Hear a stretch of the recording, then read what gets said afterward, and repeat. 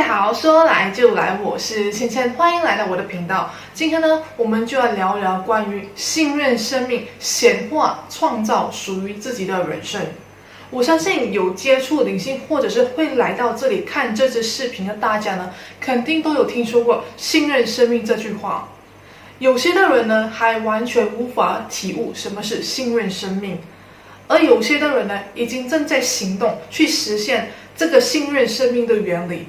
而还有另一群的人呢，他们已经和生命合为一体。我自己本身呢，也一直正在探索信任生命这个实验。我很好奇，当我去跟从自己的内心的指引，不去听脑袋里的批判啊，不去听脑袋里的信念啊，我的世界呢会如何展开？很多的人呢，听了信任生命这句话呢，却带来了很多的误解。认为信任生命呢，就是相信生命会按照他所想象的、他所喜欢的运转方式为他运作，带给他所谓美好的人生。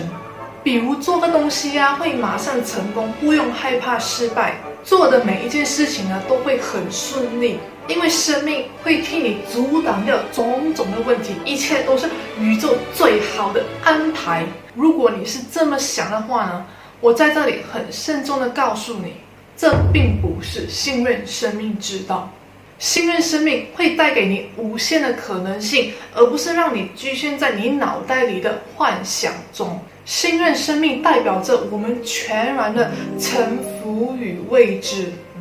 无论发生了什么样的结果，我们都全然的接纳，允许它发生。我们信任无论发生什么事情，都一定有带给我们更深层的意义，因为我们知晓生命是先知的，是具有智慧的。我们愿意抛下自己脑袋的局限的认知，投入在内心的指引，去拥抱无限的可能性。当我们放下脑袋里的执着的时候，代表着我们放下了发生在我们人生的一切的批判和抗拒。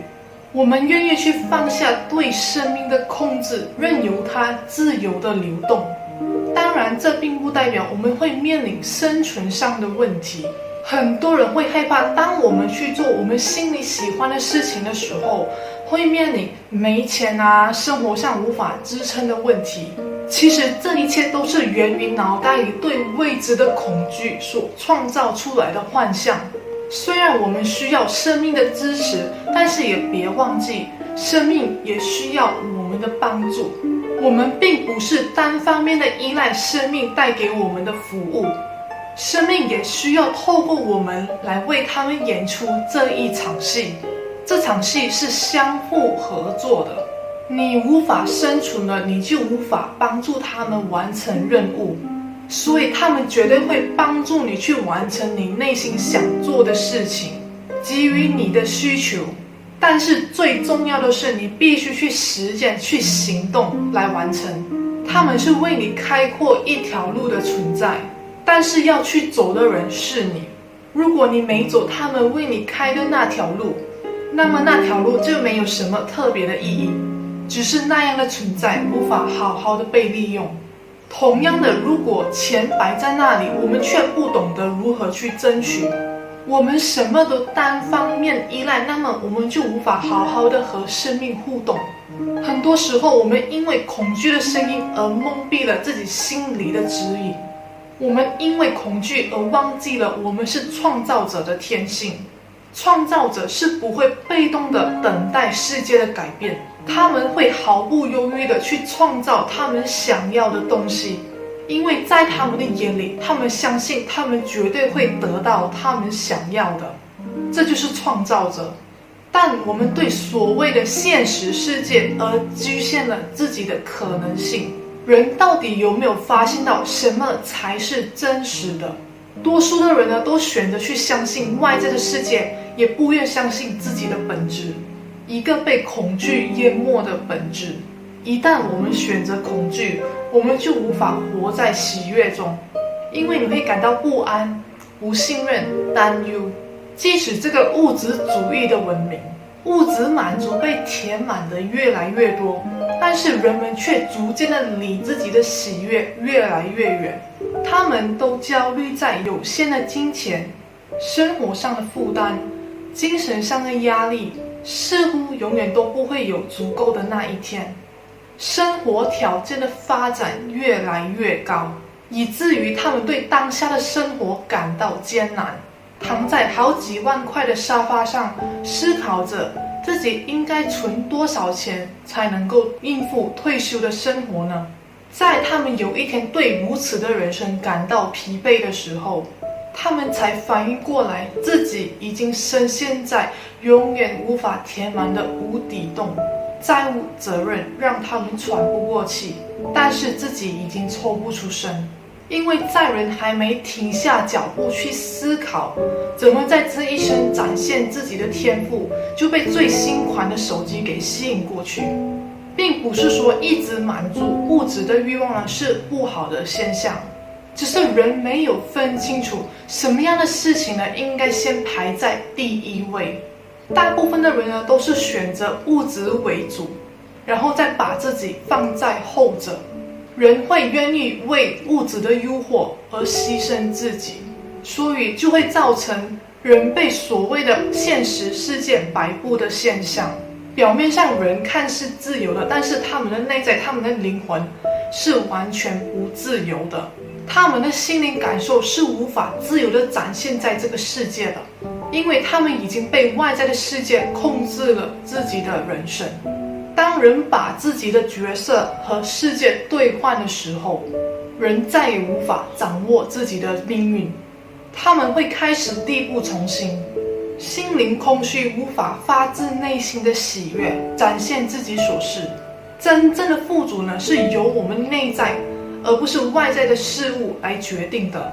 只有我们先体会自己是富足的，我们的世界才能变得富足，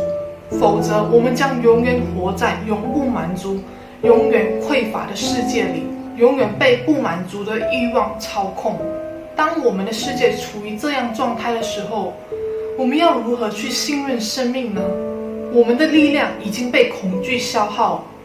我们哪来的勇气去信任生命呢？生于地球，我们确实是有需求需要满足，不然我们就无法生存在这里。可是当我们失衡的时候，这个感觉就会变成贪。这些物质应该赐予你更舒服自在的人生，而不是仅带给你一丝的快感，里面承夹着更多的负担。人们总是相信要得到幸福就必须承受痛苦，我更希望我们能够带着喜悦去创造我们的世界，而不是认定自己必须赔上自己的身心灵才能得到这些表面的满足。如果你是属于非常的享受你每一天生活的人呢，那么或许你已经学会去感受人生，其实已经很棒了。如果你是属于每天感觉过得身不由己、不想干的人，却不知道如何驾驭这些负担的时候，或许你需要给自己一小片刻的时间去思考，去问问自己，这样的人生真的有意义吗？如果你不放下恐惧，无论你选择哪一条路，你都会为自己想象出各种惨败的结局。其实有些的人他们已经意识到这些问题，他们也很想要去改变，却不确定自己该如何走下一步。我看见很多人说，他们开始想要做一些东西想转行，但是资源有限，比如资金不够，竞争风险很高，让他们不敢去尝试。我自己的过往经验的建议是呢，比起去忧郁、去思考自己要不要往这个方向走，不如我们换位思考，我们真的想要维持当下的生活方式一辈子吗？因为世界有很多的可能性，你也不确定这条路是不是适合你，因为你还没亲自去走，你是未必会得到一个保证的答案的。所以去找自己下一步该怎么走的最好方式呢，就是去观察你对当下的状态是否满意。如果你发现自己真的很想要改变，很想要去尝试，那么就去做。我明白在这个阶段呢，我们会开始有很多恐惧的声音产生，比如害怕万一失败的话会怎么样怕钱不够用之类的。这个情况呢，是需要去看你的恐惧来源是来自哪里。你是因为源于匮乏呢，源于对自己的框架呢，或者是源于对于世界的眼光等等。有些人呢会觉得自己的资源不够，是因为他们的信念过于局限，过度的依赖别人的过往经验来和自己的未来比较，觉得自己必须像其他的人一样，必须筹备很多的东西呢才能够开始。比如认为必须去上个课程啊，拿个文凭才能开始，这些其实是未必的。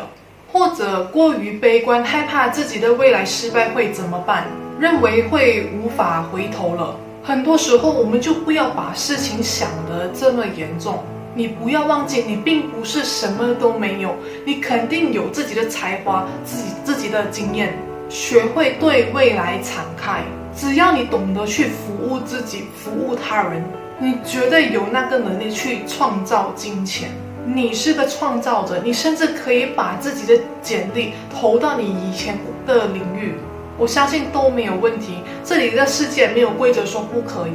人家问你为什么空白期这么久，你就诚实的告诉人家你的情况，我相信大家都会理解。就是我们很多时候我们不敢去表达这个事情，我们把这些事情定义为不好的事情，但是对我来说呢，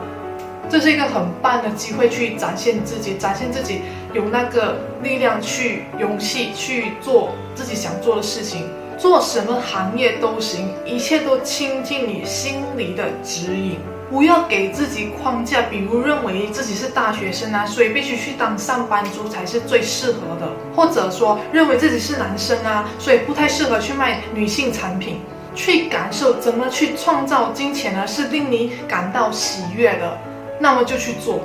不要忘记，生命一定会去支持你想做的事情。如果你开始清楚你下一步要怎么走，你觉得你自己需要一笔资金，那么就去创造金钱，去觉察你当下能够做什么来得到它，然后带着喜悦的心情去创造。重点在不要专注在我们缺少什么，而是专注在我们能够创造什么。恐惧只是个幻象，真正的你是个创造者。当我们放下恐惧，对内在的声音敞开的时候，你就会发现你的心呢会给你指引。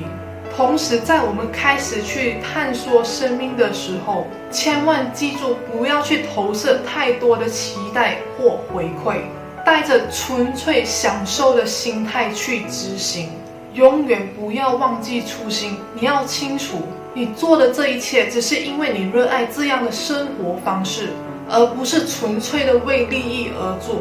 如果我们因为焦虑于对钱的结果，代表我们无法信任自己能够创造的能力，把意识只专注在回馈上，却无法享受体验付出服务的本身，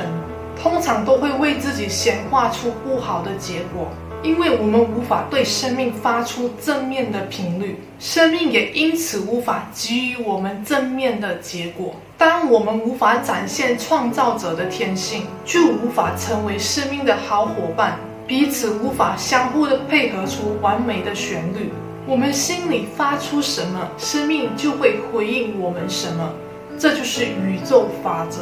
很多的人呢分不清楚自己是源于恐惧而想要去做这一行呢，还是源于喜悦。有时候竞争意识呢也会误导人们去误解自己会喜欢这些东西。比如看见别人做什么工作发展得很好，有的住好房啊，坐好车，看见自己不如别人的时候，就会想要去跟风模仿。但其实他自己没有意识到自己其实不太喜欢这些，